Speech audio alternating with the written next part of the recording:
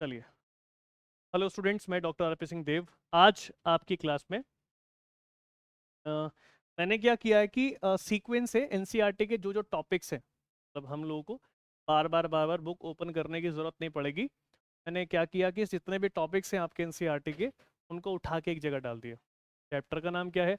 Molecular basis of inheritance. Topics हैं ये सारे, ये जो दिख रहे हैं आपको, ये सब टॉपिक्स हैं। अब जो सब टॉपिक्स हैं वो भी निकाल दिए मैंने, और मैंने अपनी साइड से एक आपको क्वेश्चन दिया है, और ये क्वेश्चन नीट में आ रखा है।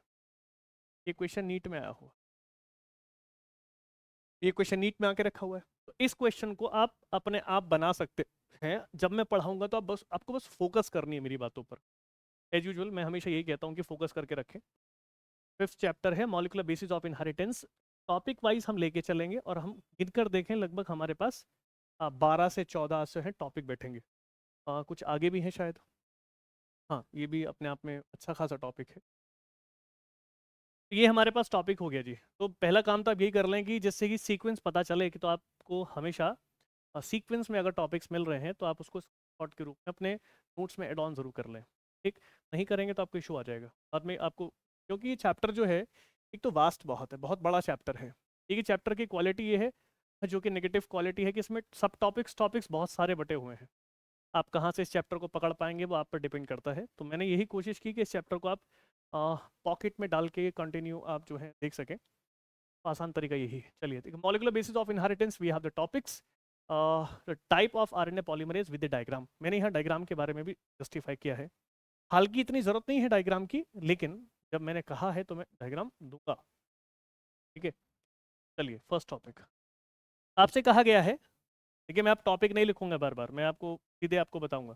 ठीक है, तो टाइप ऑफ आरएनए पॉलीमरेज होता क्या है कि हमारे पास दो तरीके की सेल्स होती हैं, नॉर्मली पता ही है, प्रोकैरियोटिक और यूकैरियोटिक। अब हमारे पास, मैं सीधे बात करूंगा, क्या है कि आरएनए पॉलीमरेज, आरएनए और पॉलीमरेज, आरएनए पॉलीमरेज के बारे में आपसे कहा गया है। तो मैंने कहा कि मेरे पास दो तरीके की सेल्स होती हैं, एक मेरे पास होती है प्रोकैरियोटिक और एक मेरे पास होती है यूकैरियोटिक। पता है ना? पता है। एक मेरे पास क्या होती है? प्रोकैरियोटिक। एक मेरे पास होती है प्रोकैरियोटिक।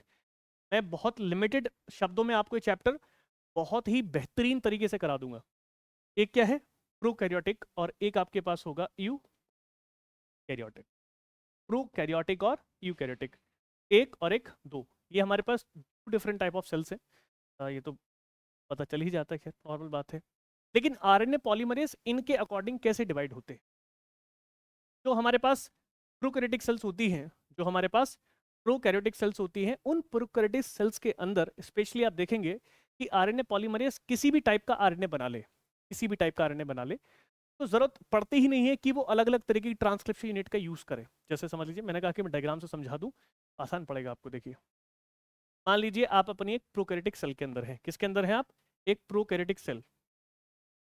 मान लीजिए आप एक प्रोकैरियोटिक सेल के अंदर हैं, और इस प्रोकैरियोटिक सेल के अंदर आपने इसका पर्टिकुलर डीएनए देखा। मान लीजिए कि आपने इसका डीएनए देखा। किसकी बात कर रहा हूं मैं? प्रोकैरियोटिक की बात कर रहा हूं। आपने क्या देखा जी? आपने देखा प्रोकैरियोटिक का अपना खुद का निजी डीएनए देखा। ये इसका डीएनए हो गया। अब इस डीएनए के मैं सेगमेंट्स कर देता हूं। अब इस डीएनए के मैं सेगमेंट्स कर दूंगा। कौन सी सेल है ये? प्रोकैरियोटिक। तो मैं इसके क्या कर दूं? सेगमेंट्स कर दूं। सेगमेंट्स हो गया। अब मैंने एक सेगमेंट किया है, ध्यान दीजिएगा, मैंने बस एक सेगमेंट किया है, और एक ही सेगमेंट से ये क्या करेगा? एक ही सेगमेंट से अलग अलग तरीके के आरएनए को बनाने का इसमें कैपेबिलिटी होती है। तो थोड़ा उसको बढ़ा करके देख लो। मैंने कहा कि मान लीजिए ये आपके पास एक यूनिट हो गया, तो आपको याद होगा कि मैंने पढ़ाया भी था ये आपको, इसको प्रमोटर कहते हैं, और आप इस हिस्से को आप टर्मिनेटर कहते हैं। और कंप्लीट जो ये सेगमेंट है, होता किसका सेगमेंट है? ये डीएनए का सेगमेंट होता है। किसका सेगमेंट होता है? डीएनए का सेगमेंट। डीएनए का सेगमेंट होता है। और इसको आप क्या बोलते हैं? इसे आप बोलते हैं जीन। यही होता है the segment of DNA, this is called the gene. लेकिन पूरी जो, अगर हम इस बात करें, इस पूरे का बात करें, तो इसको भी एक नाम देना चाहिए। इसको बोलते हैं टीयू। अच्छा, टीयू का क्या मतलब है? टीयू का मतलब होगा ट्रांसक्रिप्शनल यूनिट। क्या मतलब होगा? ट्रांसक्रिप्शनल या क्रिप्शन यूनिट। ये एक ऐसी यूनिट है जिसके अंदर आपको प्रमोटर और टर्मिनेटर, और ठीक बीच में आपको स्ट्रक्चरल जीन दिखाई देगा। कैसा? स्ट्रक्चरल जीन दिखाई देगा। अच्छा, एक बात समझ में आ गई। तो मेरे पास एक सेगमेंट है, एक सेगमेंट है, और इस ही सेगमेंट के थ्रू, और इस ही सेगमेंट के थ्रू मैं क्या बना लूंगा, यहाँ पर आरएनए बना लूंगा। अब देखिए मेरी बात समझिएगा, यहाँ मैंने एक टाइप का आरएनए बनाया, यहाँ मैंने दूसरे टाइप का आरएनए बनाया, और यहाँ मैंने तीसरे टाइप का आरएनए बनाया। इस आरएनए को मान लीजिए मैं कह रहा हूँ कि आरएनए, कौन सा? आरआरएनए। और इसको मैं कह रहा हूँ टीआरएनए, इसे मैं कह रहा हूँ टीआरएनए, और इस वाले को हम बोल रहे हैं एमआरएनए। इसे हम क्या कह रहे हैं? एमआरएनए। आपने एक बात गौर की, आपने एक बात गौर की कि डीएनए के सेगमेंट से आपने ट्रांसक्रिप्शन किया, और ट्रांसक्रिप्शन करने पर आपको क्या दिखाई दिया? एक ही सेगमेंट, एक ही टीयू के थ्रू, मतलब एक ही ट्रांसक्रिप्शन यूनिट के थ्रू आपने डायरेक्टली क्या बना लिया? आपने डायरेक्टली बना लिया क्या? आरएनए। और आरएनए के थ्रू आप यहाँ से क्या बना लेंगे? आरआरएनए, टीआरएनए और एमआरएनए सारे बना सकते हैं। अब इन तीनों को एक ही जगह से बना दिया गया है, एक ही जगह से बना दिया गया है। किसके अंदर? प्रोकैरियोटिक सेल के अंदर। तो आपको ध्यान देना है कि प्रोकैरियोटिक सेल के अंदर केवल एक ही आरएनए पॉलीमरेज की जरूरत पड़ती है। तो आपने पूछा था टाइप, आपने कहा था टाइप बताओ सर, किसके टाइप बताओ? आरएनए पॉलीमरेज के सर टाइप बताओ। तो आरएनए पॉलीमरेज के जो टाइप हैं प्रोकैरियोटिक के अंदर केवल वन टाइप है। कितना टाइप है? One type. और उसको मैं क्या बोलता हूँ? आरएनए। उसको डायरेक्टली यही कहूंगा मैं, आरएनए पॉलीमरेज, आरएनए पॉलीमरेज ही कहूंगा। लेकिन जब बात होगी यूकैरियोटिक की, उसमें तीन तरीके के आपको क्या दिखाई देंगे? आरएनए पॉलीमरेज दिखाई देंगे। कितने तरीके के? तीन तरीके के। सर ये तीन कैसे कैसे होंगे? आप इसको ऐसे समझ सकते हैं, एक आपके पास होगा पॉली, एक आपके पास होगा पॉलीमरेज 1, और एक आपके पास होगा पॉलीमरेज 2, और एक आपके पास होगा पॉलीमरेज 3। तो हमारे पास ऐसे तीन जो है आरएनए पॉलीमरेज होंगे, जिसके थ्रू आप आरआरएनए बना सकते हैं। अब देखिए यहां पर एक ही तरीके से बना दिया गया, तो मैं कहूं कि तीनों जो हैं वो किससे बने हैं? केवल एक ही एंजाइम से बने हैं, जिसका नाम है आरएनए पॉलीमरेज। इसका नाम है किसमें? प्रोकैरियोटिक सेल्स के अंदर आरएनए पॉलीमरेज। जितना आप बात को आराम से समझेंगे, हाँ, उतना ही चैप्टर आपको जल्दी से समझ में आएगा। अगर आप इसको रट्टाफिकेशन से लेके चलेंगे तो अच्छा होगा। ये हालत खराब करने वाला चैप्टरों में से एक चैप्टर है, ठीक। बाकी आपको समझ में आ जाएगा, मैं गारंटी देता हूँ इस बात की। ठीक है, चलिए दूसरी बात पर आइए अपनी। सेकंड बात क्या है? मान लीजिए ये आपकी कौन सी सेल है? ये आपके पास यूकैरियोटिक सेल है। कैसी सेल है जी? ये आपकी यूकैरियोटिक सेल है। अब इस यूकैरियोटिक सेल के अंदर भी हम क्या दिखा देंगे? डीएनए दिखा देंगे। अब यहाँ पर थोड़ा सा ध्यान दीजिएगा बात को, यहाँ पर आप जो है बात को ध्यान दीजिएगा। ये आपका क्या हो गया जी? डीएनए हो गया। ये डीएनए हो गया। अब इस डीएनए में मैं सेगमेंट्स काट रहा हूँ, एक सेगमेंट, दो सेगमेंट, और ये थर्ड सेगमेंट। तीन सेगमेंट कटे हैं। अब हर किसी अलग सेगमेंट से एक अलग टाइप का आरएनए बनकर तैयार होगा। आरएनए यहाँ मान लीजिए आरएनए है, और मान लीजिए आपका क्या हो गया? टीआरएनए। ये क्या है? टीआरएनए। ये टीआरएनए हो गया। और थर्ड हमारे पास क्या है? एमआरएनए। थर्ड क्या है? आरएनए। थर्ड मेरे पास ये हो गया। आपने गौर किया कि अलग अलग ट्रांसक्रिप्शन यूनिट के थ्रू अलग अलग आरएनए बने हुए हैं। तो इसके लिए आपको ये चीज समझ में आ जानी चाहिए कि अगर आपको एक ट्रांसक्रिप्शन यूनिट के थ्रू, अगर आपको एक ट्रांसक्रिप्शन यूनिट के थ्रू एक ही बना पा रहे हैं, तो वो केवल यूकैरियोटिक सेल में होगा। और उसके लिए अलग अलग तरीके के पॉलीमरेज चाहिए होते हैं, आरएनए पॉलीमरेज। तो टाइप 1, टाइप 2, टाइप 3। अब इसको मैं थोड़ा अलग तरीके से समझाऊं। कैसे? देखिए ऐसे समझ लें, रिटर्न में ले लीजिए। अब इसको डायग्राम में तो आगे समझ में।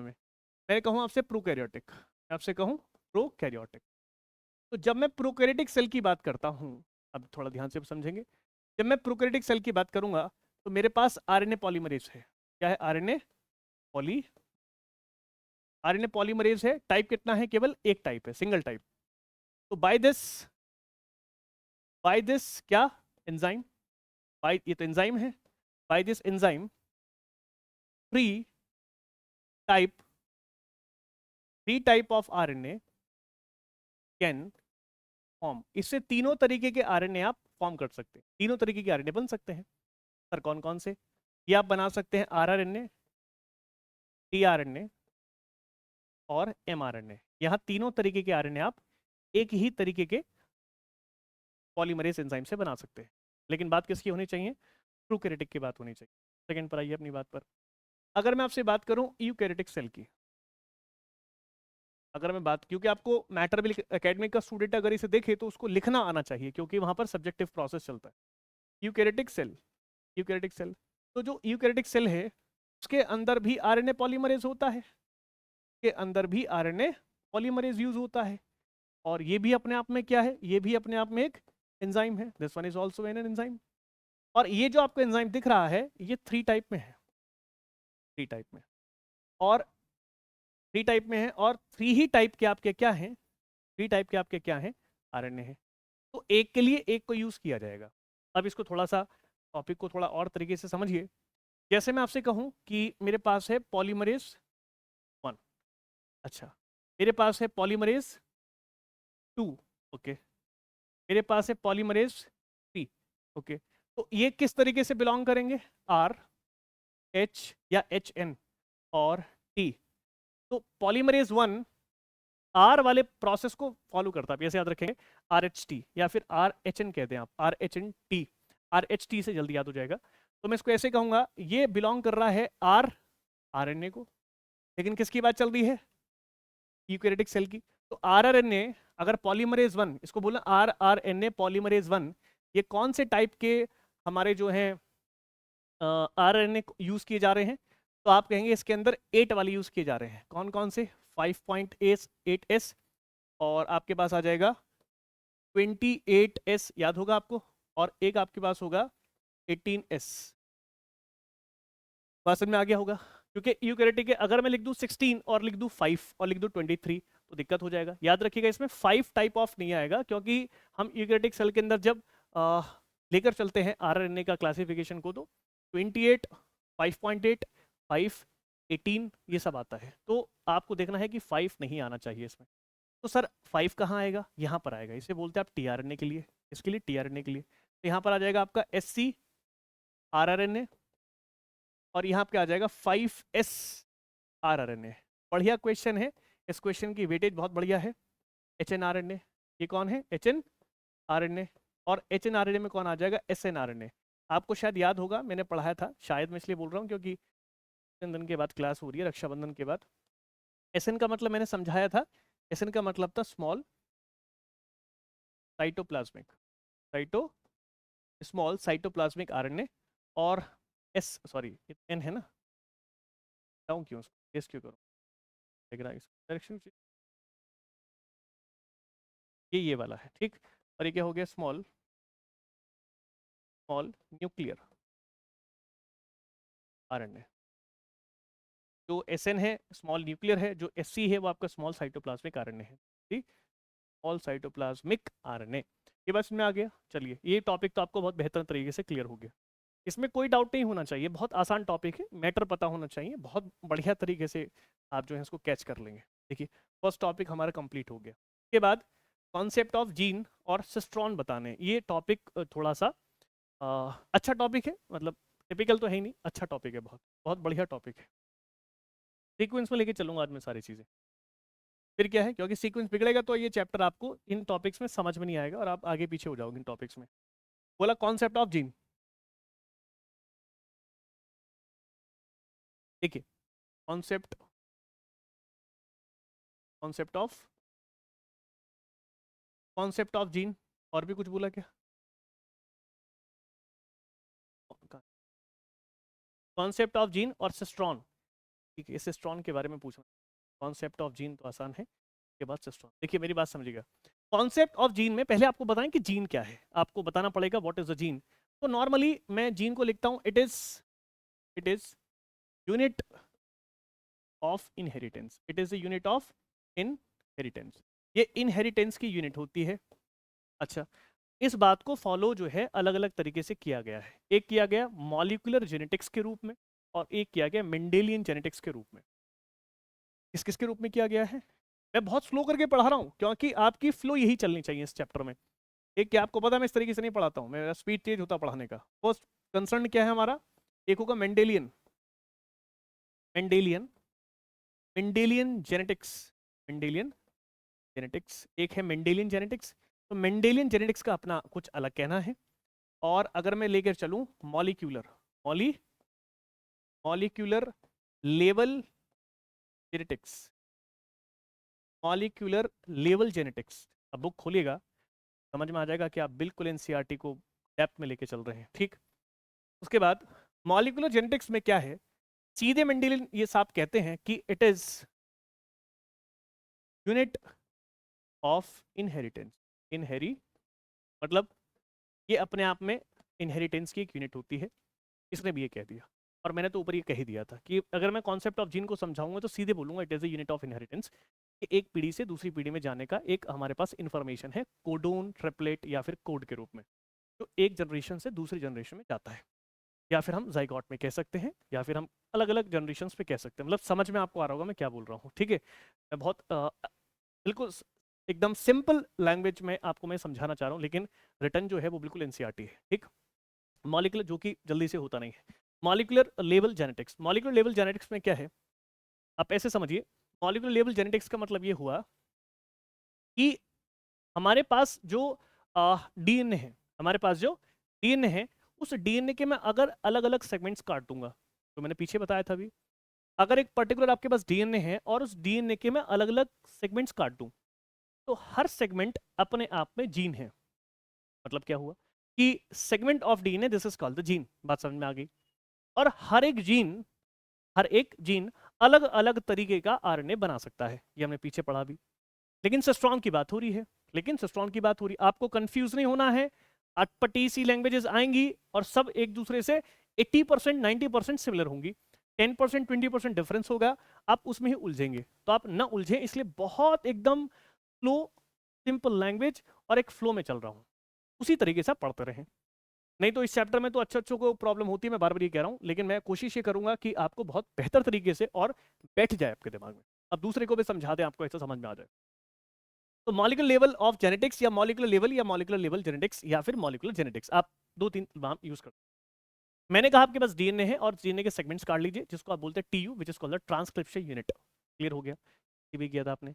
एक एक यूनिट जो है अपना अलग, जैसे जीन हो गया वो, तो एक एक यूनिट जो होगी वो आपका क्या बना देगी, आरएनए बना देगी। हो सकता है कि टीआरएनए, एमआरएनए, आरएनए बने।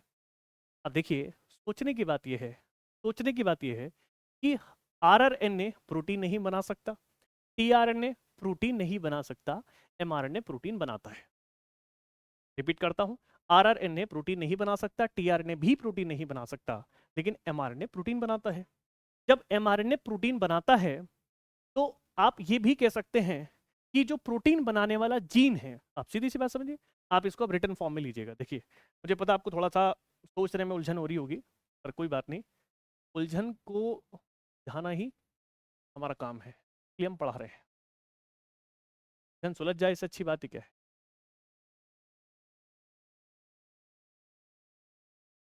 देखिए, this is the 5 and, this one is 3 and and this one is 3 and. ये तो बेसिक हो गया, एंड कॉम्प्लीमेंट्री बेस पेयर है ना, कॉम्प्लीमेंट्री बेस पेयर में। अब सेगमेंट्स ले रहा हूँ मैं, जैसे मान लीजिए मैंने एक सेगमेंट ये लिया सर, एक सेगमेंट लिया मैंने और एक सेगमेंट। देखिए, अभी सारे के सारे स्टूडेंट्स मेरी बात को बहुत तरीके से समझिएगा। ये तो मैं आपसे डायरेक्टली बोल ही रहा हूँ तब से कि ये कौन है, इसे आप TU कहते हैं, विच is called the transcription unit. मैं एक एक पॉइंट को बड़े आराम से लेके चल रहा हूँ, कृपया करके मेरे साथ फ्लो में रहें, ज़्यादा मत सोचिए, कहीं और निकल जाओगे, ठीक है। तो अब ये मेरे पास एक ट्रांसक्रिप्शन यूनिट है, आपको पता है कि ये हिस्सा प्रमोटर होता है और ये हिस्सा टर्मिनेटर होता है। अब बाकी के आप समझ जाएं, बाकी के आप खुद अनुमान लगा सकते हैं कि सर आगे भी ऐसी करेंगे।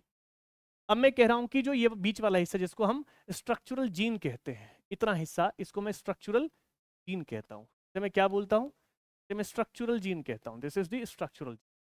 लेकिन अब इस बात को समझिए, डीएनए सेगमेंट, डीएनए सेगमेंट, तो डीएनए का सेगमेंट होता है इज कॉल्ड जीन, उसको क्या बोल देंगे, जीन बोल देंगे। अपनी बात पर टिके रहिएगा, हमें सिस्ट्रॉन की तरफ पहुंचना है। किसकी तरफ पहुंचना है, एक्चुअल में हमें फोकस करना है सिस्ट्रॉन की तरफ। किसकी तरफ, सिस्ट्रॉन। अगर आपने सिस्ट्रॉन समझ लिया फिर तो मजे आ जाएंगे आपके, फिर आगे के जो पॉइंट्स है मोनोसिस्ट्रॉनिक और पॉलीसिस्ट्रॉनिक चीजें आपको समझ में आ जाएंगी। तो जो आपके पास क्या है, डीएनए का सेगमेंट है, डीएनए का सेगमेंट है, उसको आप क्या बोल रहे हैं, जीन बोल रहे हैं। क्या बोल रहे हैं, जीन। एक बात हो गया। अब जो ये जीन होगा, आप इसको इस तरीके से देख लें, मान लीजिए आपके सामने जीन है जो ऊपर से कट कर बाहर निकला है, इसका प्रमोटर और इसका टर्मिनेटर मैंने हटा दिया, स्ट्रक्चरल जीन आपको दिखाई दिया, उसी को मैं क्या बोलता हूँ, डीएनए का सेगमेंट। अब ये जो डीएनए का सेगमेंट है वो क्या बना सकता है, वो टीआरएनए बना सकता है, बना सकता है, कोई दिक्कत नहीं सर। इस तरीके से तो यहाँ भी हो जाएगा, मैं भी तब से वही कह रहा हूँ, यहाँ भी आप क्या बना सकते हैं, ये भी क्या हो गया, जीन हो गया सर, ये भी क्या हो गया, जीन। और इसके थ्रू आप क्या बना सकते हैं, आरआरएनए बना सकते हैं, क्या बना सकते हैं, आरआरएनए बना सकते हैं। ये आपके पास आरएनए बनकर तैयार हो गया, ये आपके पास आरएनए बनकर तैयार हो गया, हाँ सर समझ में आ गया। उसी तरीके से आप यहाँ भी बना सकते हैं, ये आपके पास क्या है, जीन है, ये आपके पास क्या है जी, जीन है, this is called the gene. और इस जीन के थ्रू आप क्या बना सकते हैं, एमआरएनए, क्या बना सकते हैं, एमआरएनए। अब ये हमारे पास क्या हो गया, दिस इज कॉल्ड दी, ठीक है बहुत बढ़िया। आपको याद होगा कि एमआरएनए ही आगे जाकर क्या बनाता है, प्रोटीन बनाता है, क्या बनाता है, प्रोटीन। बिल्कुल आराम से बात समझते रहिएगा, ये क्या बनाएगा, प्रोटीन, ये क्या बनाएगा, प्रोटीन। तो सीधी बात तो ये है कि भाई जीन, ये हमारे पास जो है transcription unit which is a segment of the DNA, which is segment of DNA, ये हमारे पास सेगमेंट ऑफ डीएनए हो गया। ये सेगमेंट ऑफ डीएनए को जिसको जीन में बता रहा हूं, ये जीन क्या करता है, अपने आप में एमआरएनए बनाएगा और एमआरएनए के बाद प्रोटीन बनाएगा। बात समझ में आ गया। अब देखिए क्या ये प्रोटीन बना सकता है, नहीं बना सकता, क्या ये प्रोटीन बना सकता है, नहीं बना सकता।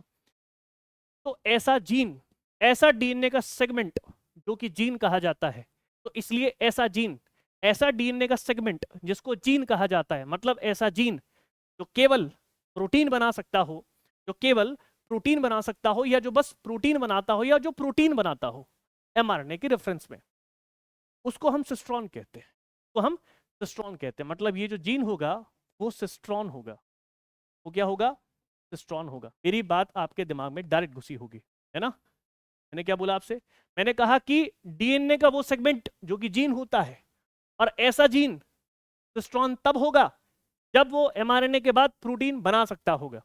तो अगर किसी पर्टिकुलर जीन के थ्रू एमआरएनए और एमआरएनए से प्रोटीन बना, तो ऐसी कंडीशन में क्या होगा, वो सिस्ट्रॉन होगा। लेकिन ऐसा जीन जो कि जो कोई और टाइप ऑफ आरएनए बनाए या आरएनए बनाए लेकिन प्रोटीन ना बना पाए, तो उसको आप सिस्ट्रॉन नहीं कह सकते। मतलब सिस्ट्रॉन वो है जो जीन है, लेकिन ये ऐसा जीन है जो प्रोटीन बनवा सकता है, ये लोग प्रोटीन नहीं बनवा सकते, ये सब प्रोटीन नहीं बनवा सकते। तो मैं आपसे पूछूं what is actual definition of cistron, तो आपको समझ में आ रहा होगा। लेकिन आपको कोड में याद रखना है कि gene all gene are not cistron, all gene are not cistron, लेकिन all cistron, all cistron are gene. हाँ सर ये बात तो मुझे आ गया समझे, ये बात तो समझ में आ गया होगा, आपको नोट डाल दिया मैंने ये ऊपर। मैंने क्या बोला, जितने भी जीन हैं वो सिस्ट्रॉन नहीं हो सकते, जितने भी जीन हैं वो सिस्ट्रॉन नहीं हो सकते। क्यों नहीं हो सकते, भाई ये जीन सिस्ट्रॉन नहीं हो सकता, प्रोटीन नहीं बना रहा, ये जीन सिस्ट्रॉन नहीं हो सकता क्योंकि प्रोटीन नहीं बना रहा। लेकिन जितने भी सिस्ट्रॉन है वो जीन ही है, जितने भी सिस्ट्रॉन है वो जीन ही है। हाँ सिस्ट्रॉन तो मैं उसको कह रहा हूँ जो जो जीन प्रोटीन बना दे, सारे के सारे सिस्ट्रॉन जीन तो है, लेकिन सारे जीन सिस्ट्रॉन नहीं हो सकते, क्योंकि अब सभी जीन्स के थ्रू सिस्ट्रॉन वाला काम नहीं करा सकते हैं। समझ लीजिए आप।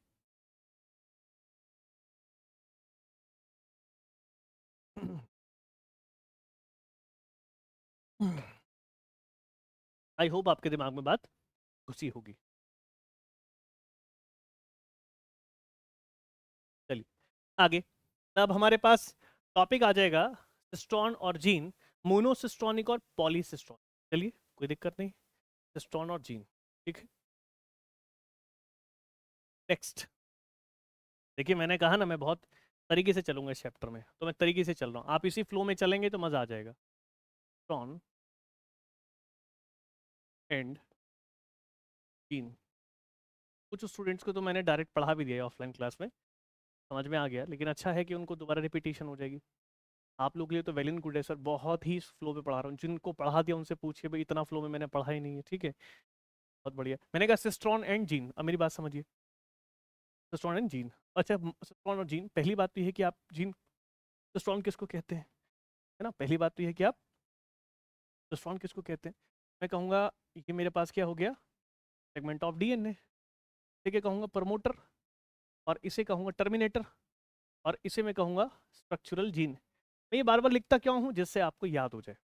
तो याद है, तो पता है, लेकिन आपको याद होना चाहिए। आपको जितना बेहतर तरीके से याद होगा वो केवल लिखने से होगा। आपको आदत डालनी चाहिए कि भाई जितनी बार लिखेंगे कोई चीज़ को उतनी बार लिखने से आपको याद हो जाएगा। ठीक, this is called the structural gene. ठीक है, आगे बढ़ते हैं। अब इस स्ट्रक्चरल जीन को मैं बाहर निकाल लेता हूँ तो मेरे पास आ गया। ठीक है, अभी क्या हो गया? ये तो जीन हो गया। ठीक है, इस जीन ने क्या बनाया? अगेन क्या बनाया? mRNA। क्या बना दिया? mRNA। अच्छा, इस mRNA से क्या बनाया उसने? प्रोटीन बना दिया, कॉल दी। तो इस प्रोसेस को मैं अगर होता हुआ देखूं तो मैं उसे सिस्ट्रॉन कह दूं। क्या बोल दूंगा? सिस्ट्रॉन कह दूं। सर बहुत बढ़िया, समझ में आ गया, अब तो कोई दिक्कत नहीं है, कर लेंगे हैं। ठीक है, तो सिस्ट्रॉन जो है आपके अलग अलग तरीके के हो सकते हैं। अलग अलग तरीके कैसे? ऐसा भी हो सकता है कि मोनोसिस्ट्रॉनिक हो, मोनोस्ट्रॉनिक, मोनोसिस्ट्रॉन कह दीजिए आप, या फिर ऐसा भी हो सकता है कि पॉलीसिस्ट्रॉनिक हो, पॉली, ऐसा भी हो सकता है कि पॉलीसिस्ट्रॉन हो। अब समझना मैं क्या कहूँगा, है ना, तरीके से समझना मेरी बात। देखिए, मोनोसिस्ट्रॉन समझ में आ रहा होगा कि एक ही सिस्ट्रॉन है, तो एक सिस्ट्रॉन है तो क्या हो गया? दिक्कत होगी। ठीक है, दिक्कत होगी। जैसे मान लीजिए this is called the promoter and this one is called the terminator and this one section is called the structural gene, structural. ठीक है, तो मैं इसके अंदर पहले बना दूं सेगमेंट। ये मेरे पास हो गया,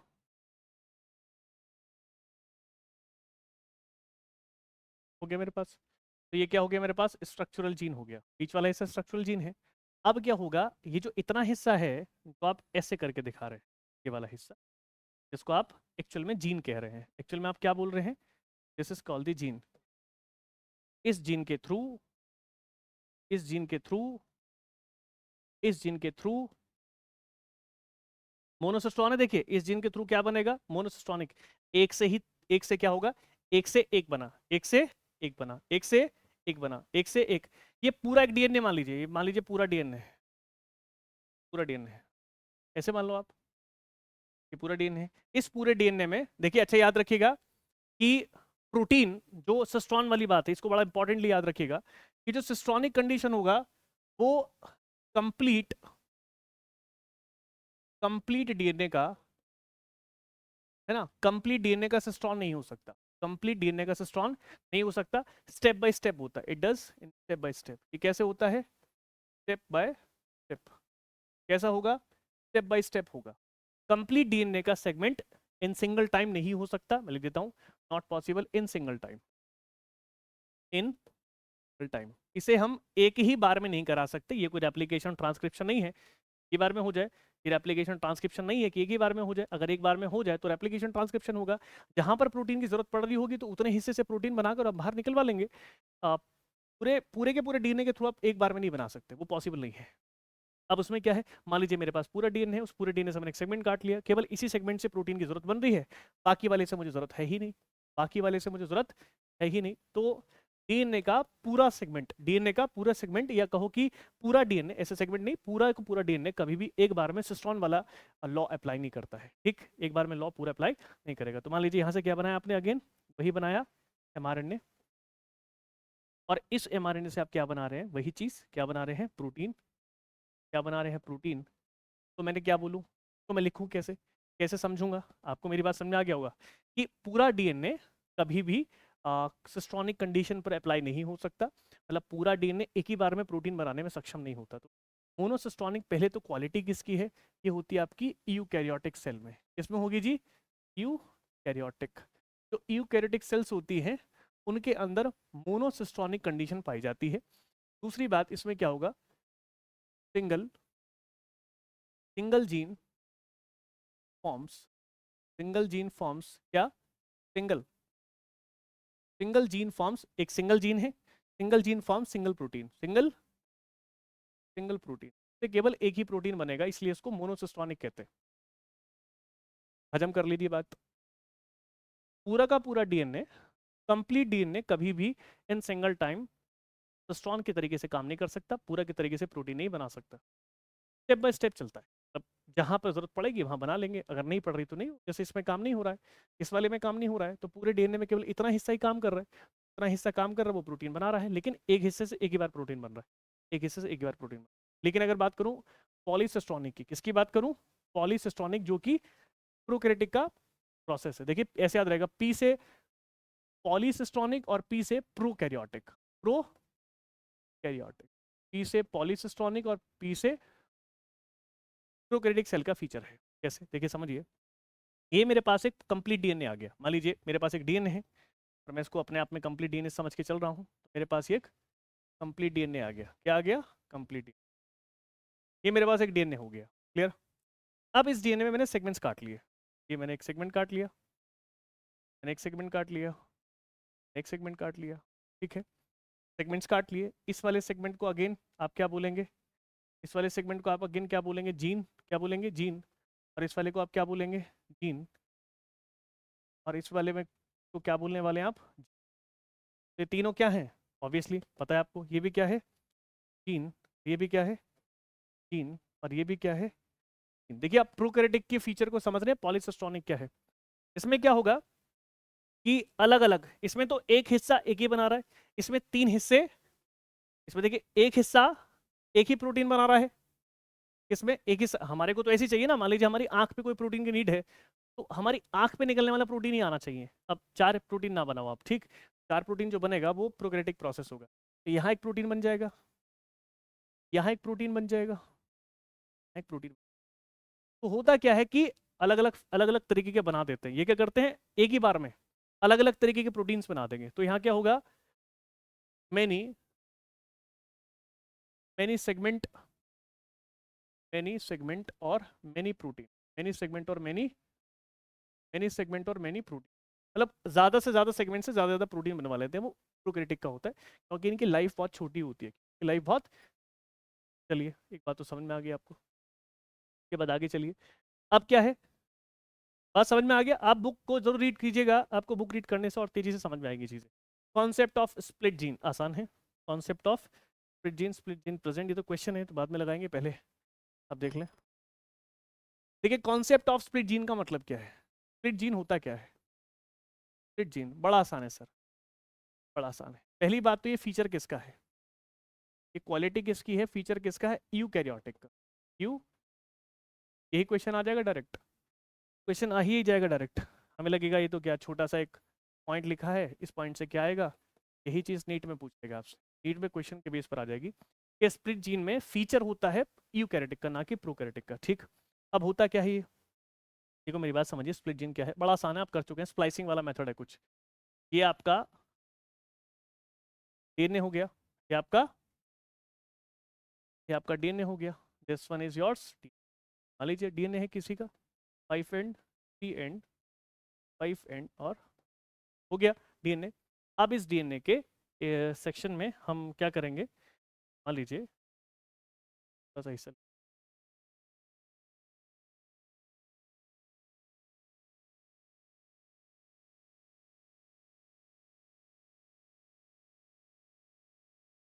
जैसे कॉल दी 5 एंड कॉल दी।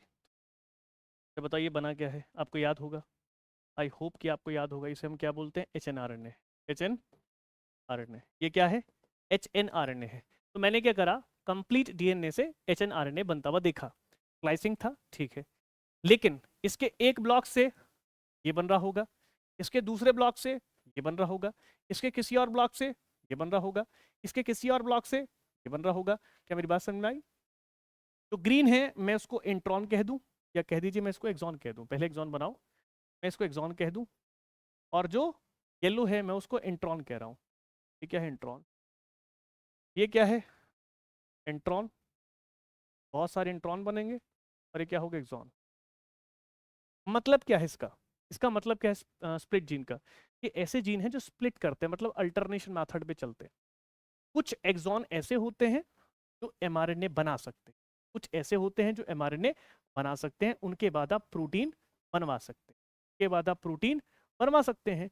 लेकिन इंट्रॉन वो बला है जिससे आप एमआरएनए, इससे एमआरएनए बन जाएगा, जिससे आप एमआरएनए जैसी कोई चीज़ नहीं बना सकते, और जिसकी वजह से आपका प्रोटीन भी नहीं बनेगा, जिससे आपका प्रोटीन भी नहीं बनेगा। बताइए कितना आसान है। आखिरी में जाके बहुत सारे एक्सॉन्स आपस में मिल जाते हैं, वो एक अलग बात है, उधर उधर नहीं जाना है। स्प्लिट जीन समझिए। स्प्लिट जीन क्या है कि डीएनए के छोटे छोटे सेगमेंट्स होते हैं जो एचएनआरएनए को बनाते हैं। और एचएनआरएनए दो सब यूनिट से मिलकर बनता है, एक वो एक्सॉन, एक वो जो इंट्रॉन। एक्सॉन वो है जो पर्टिकुलरली एमआरएनए बना सकता है। तो आप लिख सकते हैं exon can form, can code, can code for mRNA. Exon mRNA के लिए कोड कर सकता है। लेकिन इंट्रॉन कौन है? इंट्रॉन कांट कोड फॉर, ये कोड नहीं कर सकता किसके लिए? एमआरएनए के लिए। ठीक है, तो इसके थ्रू प्रोटीन फॉर्म हो जाएगा। हाँ, प्रोटीन फॉर्म हो जाएगा। क्या इसके थ्रू प्रोटीन बना सकते हैं आप? नहीं, इसके थ्रू प्रोटीन आप नहीं बना सकते क्योंकि एमआरएनए बन रहा है।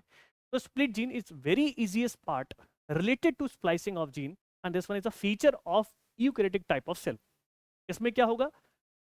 एक्सॉन इंट्रॉन का अल्टरनेशन चलेगा, और जो एक्सॉन्स होते हैं वो एमआरएनए को बना सकते हैं, तो प्रोटीन भी बना सकते हैं, और इंट्रॉन जो होते हैं वो ना ही एमआरएनए बनाएंगे और ना ही वो प्रोटीन बनाएंगे। आखिरी में जाके डिस्पैचिंग होती है, स्प्लाइसिंग होती है, और वो हट जाते हैं। हालांकि वो अलग मेथड है कि 5 पर 5 मिथाइल जोड़ेगा, GTP, मतलब ग्लाइसिन ट्राइफॉस्फेट, ग्लाइसिन कह रहे हैं वो, ग्वानोसाइन ट्राइफॉस्फेट, और 3 पर आपका बहुत सारे ए जुड़ जाते हैं, करीब 200 से 300 आपकी एनसीईआरटी कहती है।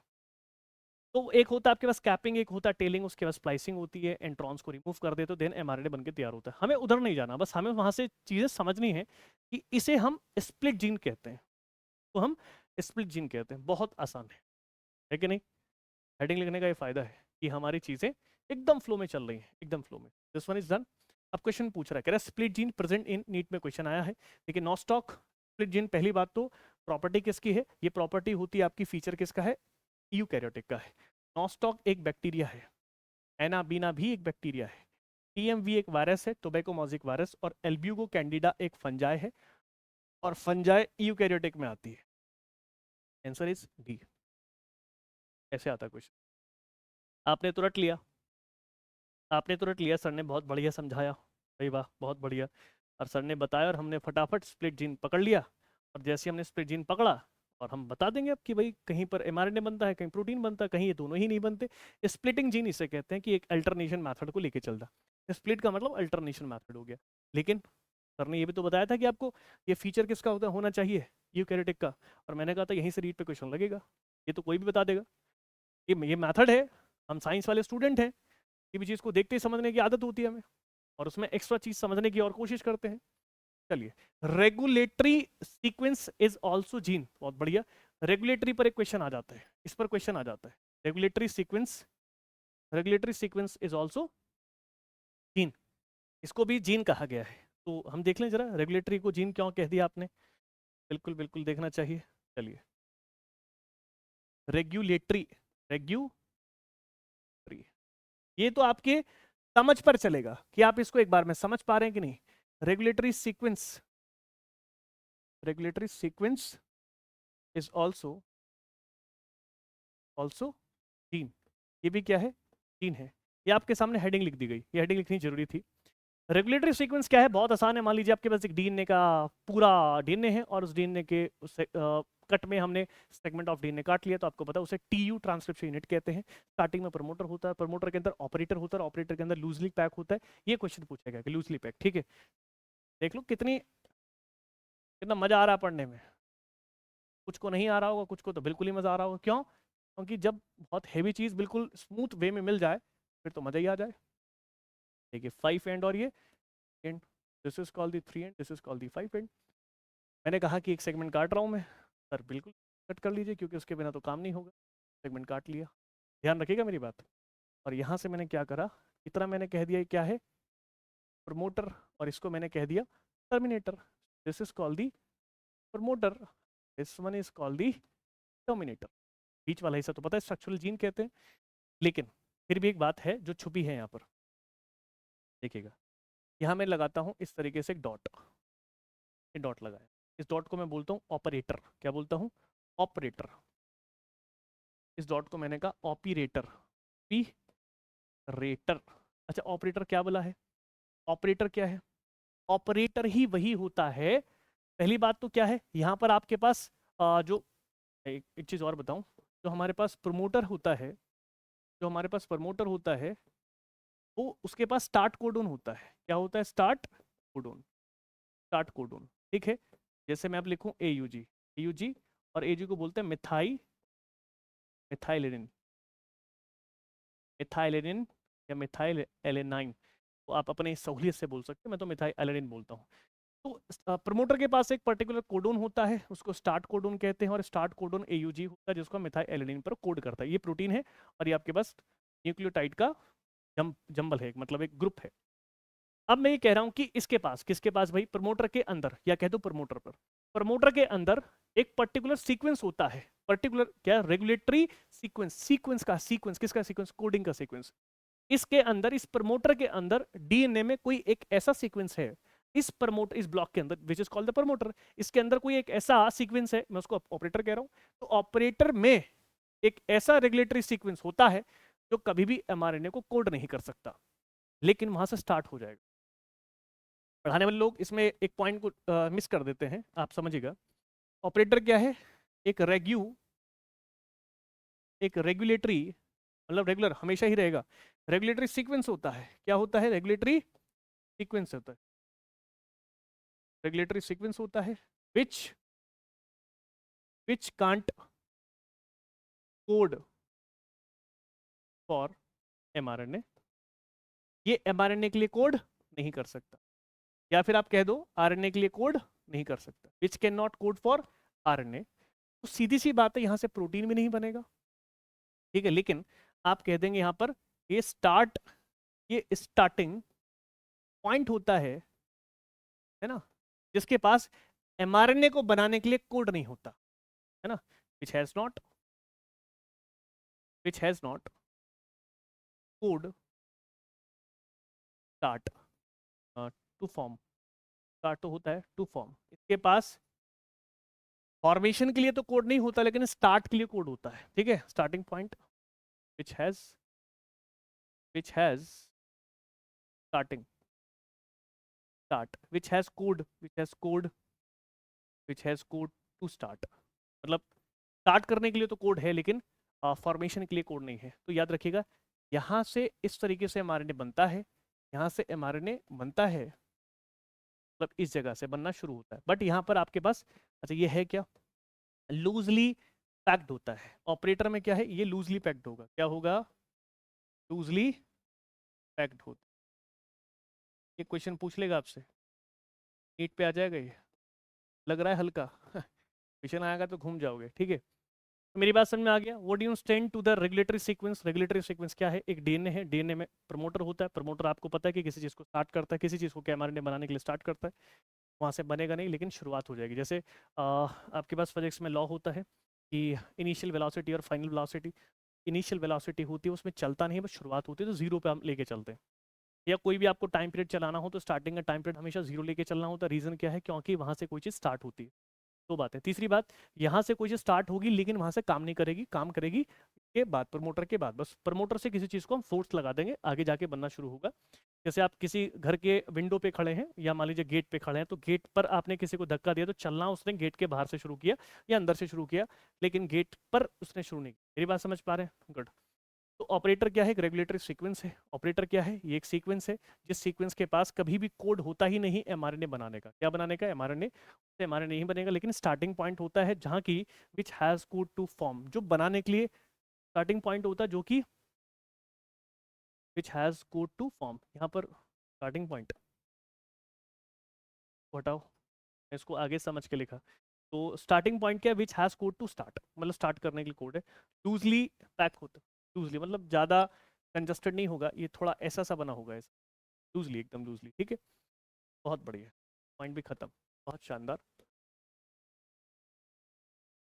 खत्म। ये हो गया, ये भी हो गया, ठीक है, ये भी हो गया, ये भी हो गया। अब जेनेटिक कोड, जेनेटिक कोड का मतलब क्या है? जेनेटिक कोड में हमारे पास कुछ पॉइंट्स लिखे हैं, जैसे रेप्लिकेशन हो सकता है, ट्रांसक्रिप्शन हो सकता है, प्रोटीन फॉर्मेशन, डेसिफेरिंग। आसान है, बहुत आसान है। Genetic code, genetic code sir, इसमें ना दिमाग आपको इस चैप्टर में आपको इन टॉपिक्स में बेसिकली आपको ये चैप्टर में कही है, शुरू से पढ़ा रहा हूँ, इस चैप्टर को देख रहा हूँ, अटपटा है सब, सब कुछ अटपटा है, लेकिन सीक्वेंस बना के चलिए बढ़िया तरीके से। क्या बोला उसने, जेनेटिक कोड, और क्या बोला, एप्लीकेशन हो सकता वगैरह वगैरह। ठीक, चलिए कोई दिक्कत नहीं हमें। जेनेटिक कोड मैं देखता हूँ कि कम भाषा में और एंटीक भाषा में और डिग्रामेटिकली आपको कितना बेहतर मैं समझा सकता हूँ, वही कोशिश करता हूँ।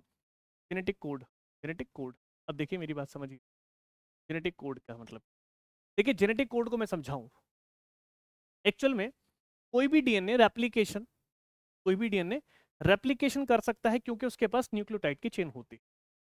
तो एक पर्टिकुलर डीएनए, जैसे ऐसे समझिए रफली मैं कह दूं, एक पर्टिकुलर डीएनए है, एक पर्टिकुलर डीएनए है, और उस डीएनए से आप डीएनए बना सकते हैं, हाँ सर, कॉपी करा सकते हैं, और इस प्रोसेस को हम रेप्लिकेशन कहते हैं। हाँ सर हो जाएगा, क्यों हो जाएगा सर, आपसे ऐसे क्या कर दिया आपने। एक्चुअली इसके पास जगह जगह पर न्यूक्लियोटाइड की पॉइंट्स होते हैं, सेम न्यूक्लियोटाइड को न्यूक्लियोटाइड से समझना होता है। अगर आप मिट्टी से कोई बर्तन बनाना चाहें तो बना रहे हैं, मेटल से कोई बर्तन बनाना चाह रहे हैं तो बना रहे हैं, लेकिन मैं कह रहा हूँ मिट्टी को आपको पानी में कन्वर्ट करना है, तो आप कैसे करेंगे, आप नहीं कर पाएंगे। क्यों नहीं कर पाएंगे, क्योंकि उसको समझने की समझ नहीं है आपके पास। ठीक उसी तरीके से ये तो समझ में आ गया, एप्लीकेशन हो जाएगा। अच्छा आपको ये भी समझ में आ रहा होगा, जैसे मान लीजिए आपके पास क्या है, आपके पास क्या है, डीएनए है, और उस डीएनए से आप क्या बना रहे हैं, आरएनए बना रहे हैं, तो इसे आपने बोल दिया ट्रांसक्रिप्शन। अब यहाँ पर भी क्या है, न्यूक्लियोटाइड, यहाँ पे भी क्या है, न्यूक्लियोटाइड, और इसमें भी क्या है, न्यूक्लियोटाइड। कहने का मुद्दा ये हुआ, न्यूक्लियोटाइड से न्यूक्लियोटाइड, मतलब कि आप मिट्टी से बर्तन बना लें, आप कुछ भी बना लें, घर भी बना लें मिट्टी से, कोई दिक्कत नहीं, बन जाएगा। मिट्टी के पहले घर हुआ करते थे, आप उसमें चूना डाल दें वगैरह वगैरह। लेकिन मैं आपसे कहूं कि भाई आपको आरएनए से, या मैं कह दूं आपसे डीएनए से, या मैं कह दूं जीन से या सिस्टोन से आपको प्रोटीन बनाना है। कौन से प्रोटीन बनता है, क्योंकि वो भी एक जीन है। All cystons are gene, but all genes are not the cystone because cannot form of tRNA the RNA. That's the main reason, and cannot form of the protein also. पता है हमको। लेकिन भाई जेनेटिक कोड का मतलब है कि आपके पास एक न्यूक्लियोटाइड की एक सीक्वेंस, एक बेस, एक समझदारी है, और उस समझदारी के अकॉर्डिंग आप काम करते हैं। तो आपको पता होगा सर, हमें तो नहीं पता। क्यों नहीं पता, क्योंकि आप न्यूक्लियोटाइड टू न्यूक्लियोटाइड समझकर चीजों को बना सकते हैं, न्यूक्लियोटाइड टू न्यूक्लियोटाइड समझ के चीजों को बना सकते हैं, बट न्यूक्लियोटाइड से अगर आपको अमीनो एसिड बनाना पड़ जाए तो आप सोचेंगे कि भाई ये कैसे डिकोड होगा, ये कैसे डिकोड होगा। तो वहां साइंटिस्ट लोग आ रहे हैं अब, जैसे कि George Gamow, S C Khurana, Severo Ochoa और नीरेनबर्ग, ये चार लोग मिलकर अपना काम करेंगे। तो हमें समझना है कि हम न्यूक्लियोटाइड को कैसे कन्वर्ट करें अमीनो एसिड में, तो उसको डिकोडिंग का मेथड क्या है। आपको पहले मेरी भाषा समझनी पड़ेगी, जो कि मैं इजी मोड पे रखूंगा। देखिए डीएनए का रेप्लिकेशन, डीएनए का रेप्लिकेशन और उसका ट्रांसक्रिप्शन, है ना, डीएनए का रेप्लिकेशन, उसका ट्रांसक्रिप्शन, मतलब उसका एमआरएनए बनना। ट्रांसक्रिप्शन क्या है, पॉसिबल है, पॉसिबल है, पॉसिबल है, पॉसिबल है। हाउ, कैसे पॉसिबल है, because it has complementary, complementary, उसके पास क्या है, कॉम्प्लीमेंट्री बेस पेयर है, बेस पेयरिंग है, पेयर नहीं कह के कह दो, उसके पास कॉम्प्लीमेंट्री बेस पेयरिंग है। समझ में आ गया सर, कॉम्प्लीमेंट्री बेस पेयर मतलब 5335 न्यूक्लियोटाइड का होना। और दूसरी बात कह सकते हैं, इट हैज न्यूक्लियो, ये समझिए, nucleotide to, it has change, या conversion, it has change nucleotide to nucleotide. इसका जो चेंज है वो न्यूक्लियोटाइड से न्यूक्लियोटाइड में ही होगा। तो हम कोडिंग टू कोडिंग करेंगे, code to code, code to code, codon to codon, triplet to triplet, ऐसे समझ में आता है। बट मैं आपको उलझा दूं, कैसे उलझा दूं, इसी की बात में जो एनसीईआरटी बोलकर चली गई। एनसीईआरटी ने कहा कि अगर मैं आपसे कह दूं कि आपके पास एमआरएनए है, आपके पास एमआरएनए है, इसके पास तो न्यूक्लियोटाइड होगा ही, हाँ क्योंकि इसके पास तो होता है, दिस इज दी एमआरएनए, या कोई आरएनए कह दीजिए। ये क्या है, डीएनए है, ये क्या है, डीएनए, ये भी क्या है, डीएनए, और ये क्या क्या दिख रहे हैं आपको, न्यूक्लियोटाइड्स दिख रहे हैं। क्या दिख रहे हैं, न्यूक्लियोटाइड्स, AUGC वगैरह, न्यूक्लियोटाइड।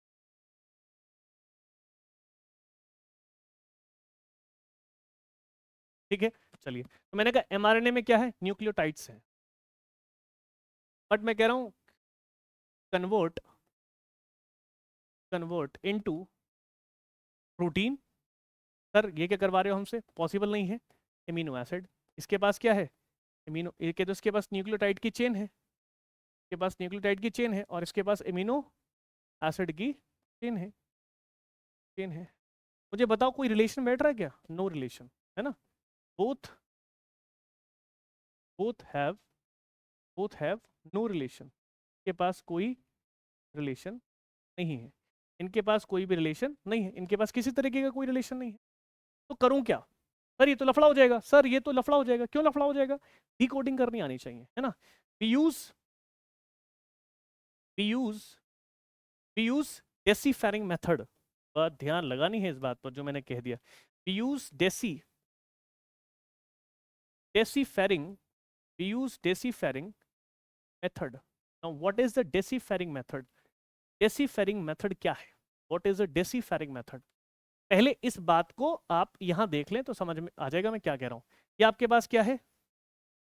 सर ये तो mRNA बता रहे थे आप, और इसमें जगह जगह क्या मिल रहे थे? न्यूक्लियोटाइड्स मिल रहे हैं। और आप किसको इसमें कन्वर्ट कर रहे हैं? किसको? प्रोटीन को मिले जा रहे हैं इसको कन्वर्जन में। This is called the protein. और ये क्या है? न्यूक्लियोटाइड। ये क्या है? न्यूक्लियोटाइड। और इसमें आपको जगह जगह क्या मिल रहे हैं? Amino acid. क्या मिल रहे हैं? ये आपको मिल रहे हैं एमिनो एसिड। जब तक आप किसी चीज़ को बनते हुए नहीं देखोगे तो आपको नहीं समझ में आएगा, ठीक है। तो ये आपको पता ट्रांसलेशन हो रही है, आपको mRNA से प्रोटीन बनाना है। तो अब देखिए यहाँ पर तो न्यूक्लियोटाइड है और यहाँ पर एमिनो एसिड है। क्या पॉसिबल है? हाँ पॉसिबल है। डी कोड करके, क्या करके? डी कोड करके। और उस डी कोड को ही हम बोलते हैं डेसीफेरिंग। डेसीफेरिंग देख लेंगे। डेसीफेरिंग इसे बोलते हैं बाय डेसीफेरिंग मेथड। बाय डेसीफेरिंग, मैंने 2 बार समझा दिया। बाय डेसीफेरिंग मेथड समझा दिया क्योंकि डायग्राम से भी समझ में आना चाहिए। तो डेसीफेरिंग मेथड से कैसे होगा? डेसीफेरिंग मेथड से कैसे होगा और क्या होता है डेसीफेरिंग मेथड? अब मेरी बात समझिए। देखिए मान लीजिए ये आपके पास आरएनए हो गया, mRNA, और यहाँ पर आपके पास प्रोटीन्स बन गए। ये प्रोटीन हो गए, मतलब अमीनो एसिड हो गए, ठीक है। उसमें भी कुछ होगा ऐसा, ऐसा कुछ होगा, कैसा होगा, कैसा होगा, क्योंकि इसके पास न्यूक्लियोटाइड्स होंगे, इसके पास न्यूक्लियोटाइड्स होंगे। This is called 5 and and this one is the mRNA we have, is a protein we have, और ये क्या है? ये हम एमिनो एसिड क्या बोलते हैं? एसिड। और ये क्या है? न्यूक्लियोटाइड। ध्यान रखते जाएं बात पर, ये सब प्रोटीन 5 एंड और mRNA। अब मेरी बात को तरीके से समझेंगे।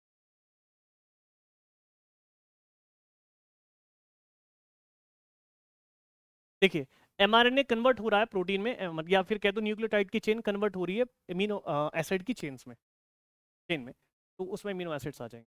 अब मेरी बात समझें, यहाँ से यहाँ कन्वर्ट कैसे करूँ? मान लीजिए इसके पास ए है, AUGC, फिर लिख दूँ मैं AU, एक और बना दो AU, ऐसा बना दिया, ठीक है। तो ऐसा सा मुझे कुछ न्यूक्लियोटाइड की चेन मिली। तो ये सब क्या है? न्यूक्लियोटाइड है। AUGC, we have 4 type of the nucleotides actually in AUGC, ठीक है। अब मैं आपसे क्या कह रहा हूँ? मैं आपसे क्या कहूँ भाई? मैं आपसे कह रहा हूँ कि न्यूक्लियोटाइड को कन्वर्ट करना है आपको एमिनो, क्या होगा? अब सोच आ रही है, देखिए अगर मैं आपसे कह दूं ये 3 एक साथ मिला दिए, अगर मैं आपसे कह दूं ये 3 एक साथ मिला दिए और ये 3 मिलकर एक एक एमिनो एसिड को बना सकते हैं, ये 3 मिलकर एक एमिनो एसिड को कोड कर सकते हैं। मतलब समझिएगा वो क्या रहा है कि फ्री न्यूक्लियोटाइड, देखिए समझिए ये इन्वेंशन हो रही है एक तरीके से। Free nucleotide group can can code and then form of single free nucleotide single group, है ना। Free nucleotide single group can code and then form of single protein single any protein. लेकिन तुम्हें पता थोड़ी कौन सा प्रोटीन है। अब पता ही नहीं कौन सा कोड है, पता ही नहीं कौन सा प्रोटीन है, पता ही नहीं कौन सा कोड है, पता ही नहीं कौन सा प्रोटीन है। एक बात समझ गए मैंने क्या बोला?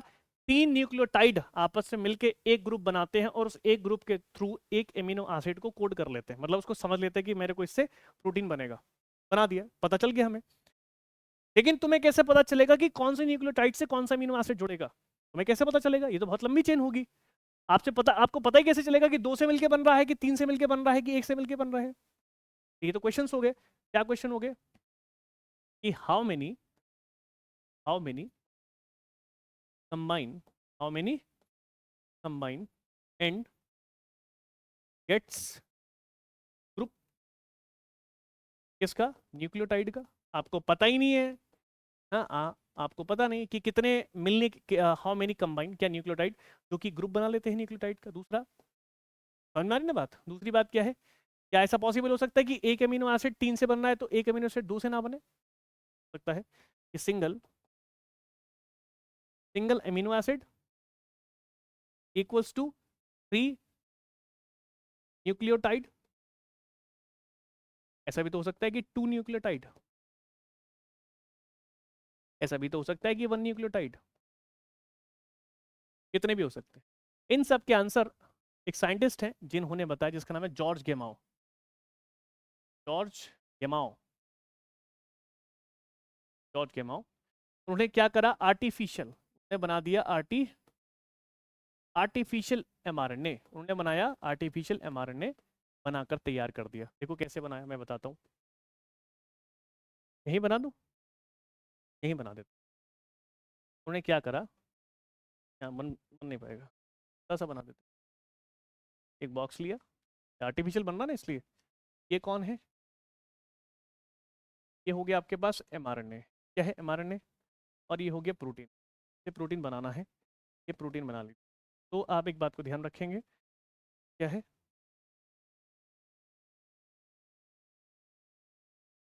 ये हो गया आपके पास एमआरएनए 5 एंड और 3 एंड, और ये हो गया आपके पास प्रोटीन। ये आपके पास हो गया प्रोटीन, और ये एक बस बीकर है, बीकर है। ठीक है।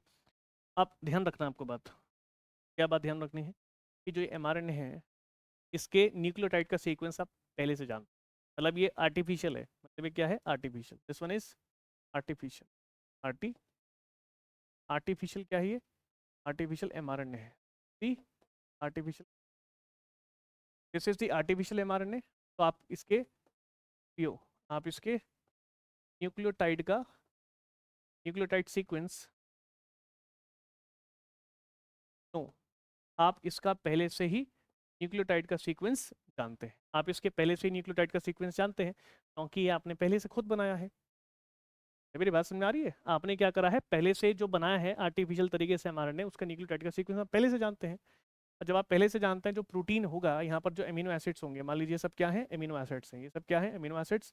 और ये सब क्या है? न्यूक्लियोटाइड्स हैं। ये सब क्या है? न्यूक्लियोटाइड्स हैं। ये सब क्या है? टाइड्स हैं। तो ये सब न्यूक्लियोटाइड हो गया, और नीचे क्या हो गया आपके पास? अमीनो एसिड की पर्टिकुलर प्रोटीन बनेगा।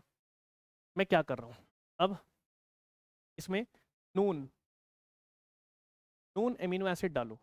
नून अमीनो एसिड इसमें पुट कर दिए, हम इसके अंदर डाल दिए। तो मेरे को पता नहीं चलेगा क्या? मेरे को पता चल जाएगा। अब याद रखना, ये जो प्रोसेस हुआ है, ये जो एमआरएनए बना है, विदाउट यूजिंग विदाउट यूजिंग ये ध्यान रखनी है आपको बात, विदाउट यूजिंग टेम्पलेट। आपने इसमें कोई टेम्पलेट नहीं यूज़ किया, आपने इसमें कोई भी टेम्पलेट यूज़ किया ही नहीं है। मतलब आपने डीएनए से जो बनता है ना एमआरएनए, तो वहाँ टेम्पलेट यूज़ किया जाता है, तो मैंने पढ़ाया भी था आपको पिछली क्लास में। तो टेम्पलेट का यूज़ नहीं किया गया है, ये अपने आप लैब के अंदर बनाया गया। अब इसमें इसको बनाने के लिए एक एंजाइम यूज़ किया गया है, जो सेवर ओकाओ नाम से एक साइंटिस्ट हैं, उन्होंने अपने आप बना कर दिया, जिसका नाम है पॉलीन्यूक्लियोटाइड फॉस्फोराइलेज। पॉलीन्यूक्लियोटाइड और फॉस्फोराइलेज नाम का एक एंजाइम है, सेवर ओकाओ ने बताया। सेवर ओकाओ कहते हैं कि अगर आप इसको यूज़ करेंगे तो टेम्पलेट फ्री है। ये कैसा है? टेम्पलेट फ्री है, मैंने खुद बनाया, तो आप इसको यूज़ कर सकते हैं। तो हमने सेवर ओकाओ का पर्टिकुलर पॉलीन्यूक्लियोटाइड फॉस्फोराइलेज नाम का एंजाइम लिया, और बनाया एक पर्टिकुलर एमआरएनए बना दिया, जो हमने खुद बनाना था, मतलब बना दिया हमने। और बनाकर हमारे पास ऑलरेडी क्या था? हमारे पास सीक्वेंस हमारे जानकार थे। कौन कौन सा न्यूक्लियोटाइड हमने रखा हम जानते थे, जैसे हमने अमीनो एसिड जानकर रखे तो पता चल गया कि कौन सा अमीनो एसिड के साथ कौन सा सीक्वेंस अटैच हो रहा है। बट कितने होंगे ये नहीं पता चल रहा है, अब उसके लिए अलग अलग साइंटिस्ट आ रहे हैं। ये काम किसका है, ये काम किसका है, ये एक्चुअली इसमें दो लोग बन लगे हुए हैं, एक लगे हैं सेवर ओकाव और एक लगे हैं जॉर्ज गेमाओ। ठीक है, बताता हूँ आपको। एक साइंटिस्ट है जिसका नाम है George George Gamow. George Gamow, George गेमाओ कहते हैं कि टोटल टोटल अमीनो एसिड है कितना, टोटल अमीनो एसिड है कितना, तो हमने कहा टोटल प्रोटीन्स कितने हैं, बहुत ज़्यादा है ना, तो प्रोटीन होते हैं 20, टोटल प्रोटीन होते हैं 20 और टोटल न्यूक्लियोटाइड्स कितने होते हैं, आप कहेंगे 4, आप कहेंगे 4, तो सर मैच कैसे होगा, 4 ही न्यूक्लियोटाइड होते हैं, कौन से, ए सी, सर इन 4 के थ्रू आप कैसे प्रोटीन के अमीनो एसिड को अटैच करवा दोगे, पॉसिबल नहीं है। लॉ बनाया बंदे ने, क्या बनाया, कहा अगर मैं क्या करूं कि सिंगल अमीनो एसिड के लिए, सिंगल अमीनो एसिड के लिए सिंगल न्यूक्लियोटाइड ले लूं, तो ऐसा करने से शायद बैलेंस हो जाए। तो मैंने कहा कैसे होगा, मैंने कहा 4 की पावर 1 रखो, 4 क्या है न्यूक्लियोटाइड, एक क्या है अमीनो एसिड, तो पावर ओहो क्या करें, टोटल अमीनो एसिड कितने होते हैं, प्रोटीन आपके हो गए 20, ये जस्टिफाई करेगा तो 4, अभी भी 16 बज गए, अभी भी 16 बज गए, पर आ जाओ। इस बार क्या हुआ 4 के पावर 2, मतलब 2 न्यूक्लियोटाइड पर प्रोटीन, ऐसे करके समझिए क्या हुआ, अभी भी 4 बज गए, इनसफिशियंट। तीसरे मेथड में क्या करा उसने, 4 की पावर 3 पर आ गया 64, हो गया बैलेंस, सफिशियंट।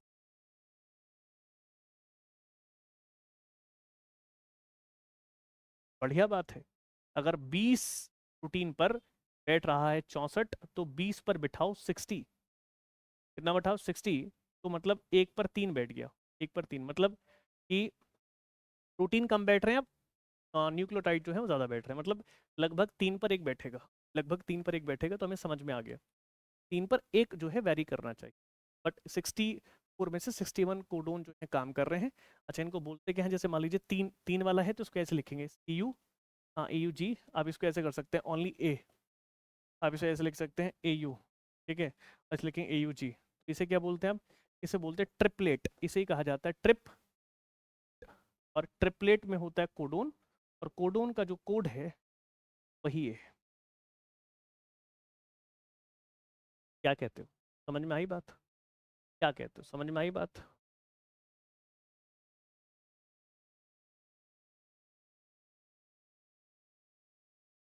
क्लियर, बढ़िया।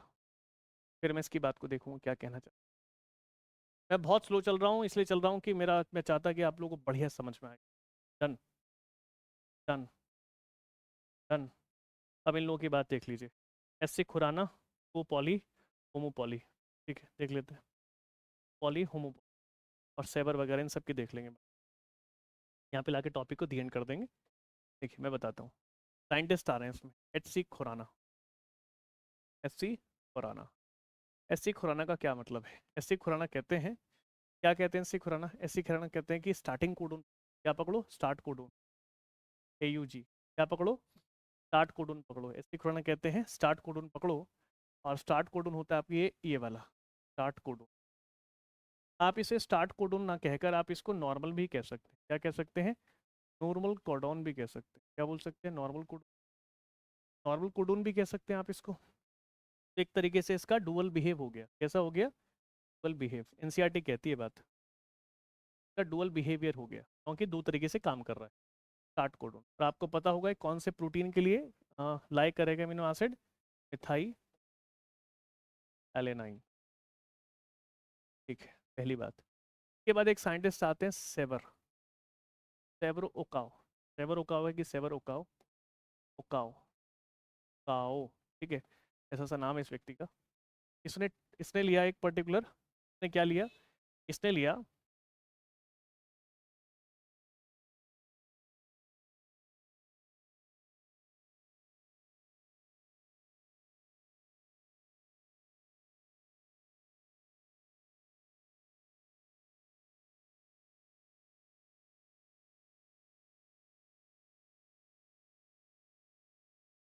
ख़त्म करता हूँ एक सेकंड में।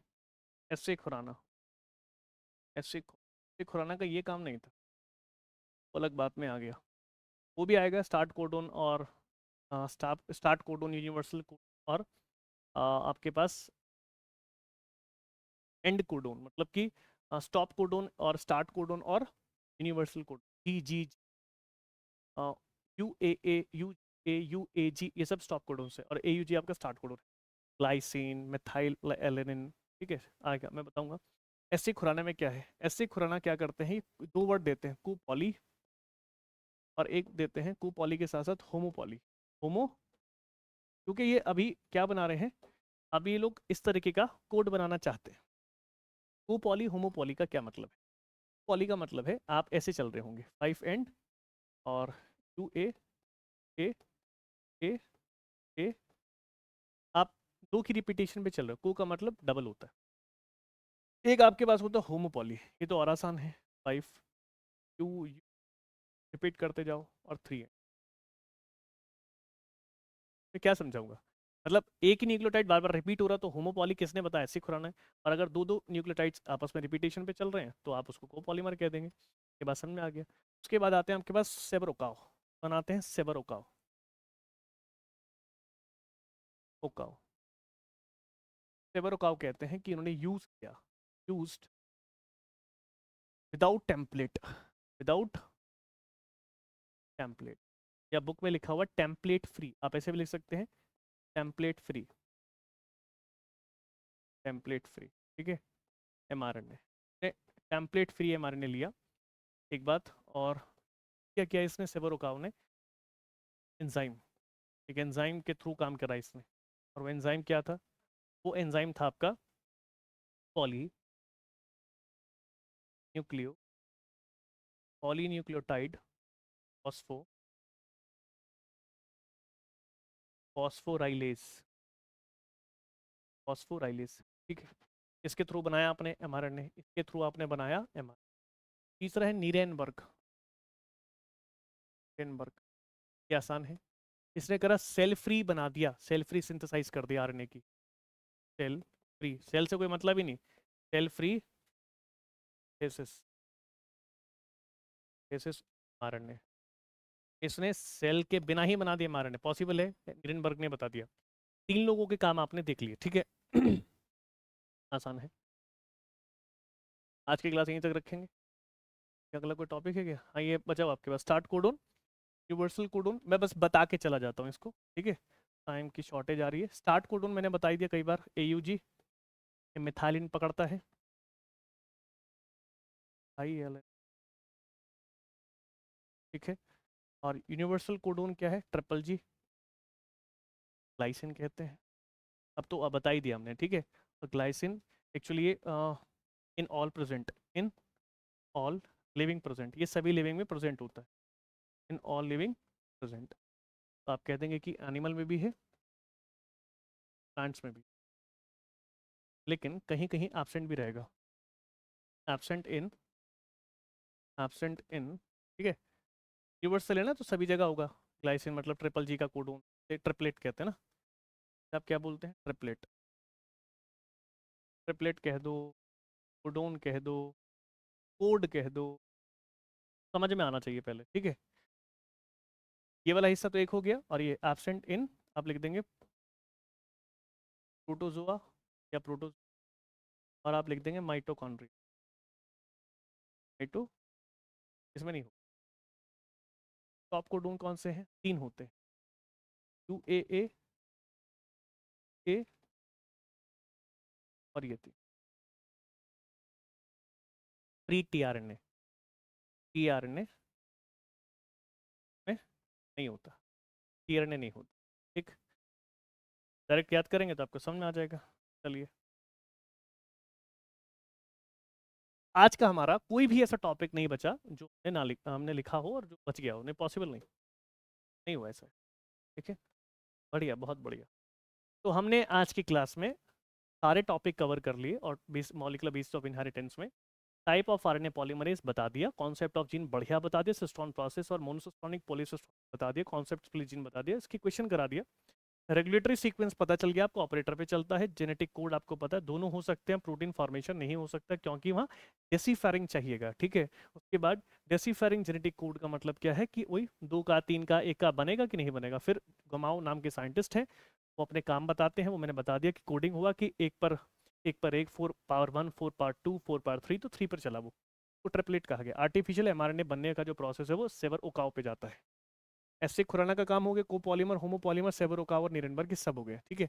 और आगे क्या है, बाकी का तो ये मैंने बता दिया, स्टार्ट कोडन और यूनिवर्सल कोडन और स्टॉप कोडन। आज की क्लास यहाँ खत्म होती है। Thank you student. मैं आपसे कहता हूँ कि ये जो चैप्टर है, बार बार मैं आपको यही बोलता चल रहा हूँ कि this chapter is very important. क्यों? बिकॉज इसके टॉपिक, सब टॉपिक और बिल्कुल क्लासिक जो टॉपिक्स हैं वो आपको समझ में आते हैं, लेकिन आप बहुत जल्दी अपने दिमाग से उन्हें निकाल देते हैं। क्यों? कि बैलेंस नहीं हो पाता। तो ध्यान से पढ़िएगा, मैंने बहुत एक सीक्वेंस में पढ़ा है, और यही लगभग स्पीड लेके चलें। जब वीडियो देखें तो स्पीड बढ़ा के ना देखें, धीरे धीरे समझिएगा, थोड़ा बॉडी को पकड़ के रखिएगा क्योंकि बॉडी झूलती है ऐसी कंडीशन। Thank you class.